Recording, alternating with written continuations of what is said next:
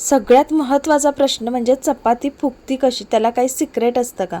तर असं काही सिक्रेट नसतं बरं का. जरी चपाती पूर्ण फुगली नाही तरी पण छान लेयर पडतात आणि मऊसूत होते. तर सगळी मी आता माहिती तुम्हाला ह्या व्हिडिओमध्ये देते. व्हिडिओ शेवटपर्यंत नक्की बघा. अतिशय छान छान टिप्स आहेत. तर सगळ्यात अगोदर पीठ मळून घ्यायचं आहे. पीठ जास्त सैलसर मळायचं नाही, जास्त घट्टही नाही. आणि पीठ मळल्यानंतर 15 मिनटं तरी ते भिजण्यासाठी म्हणजे मुरत ठेवायचं आहे.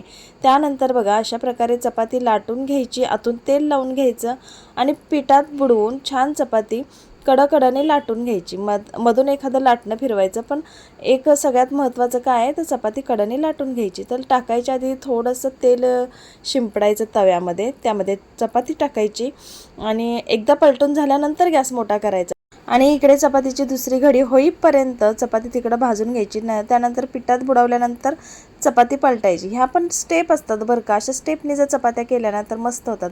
अगदी छोट्या छोट्या टिप्स असतात. तर ज्या साईडनी वाफ निघते त्या साईडनी जर प्रेस केलं तर चपाती छान फुगते. तर चपाती फुगण्याचं हे भारी सिक्रेट आहे बरं का. नक्की ट्राय करा. तर दुसरी चपाती तुम्हाला भाजून दाखवते.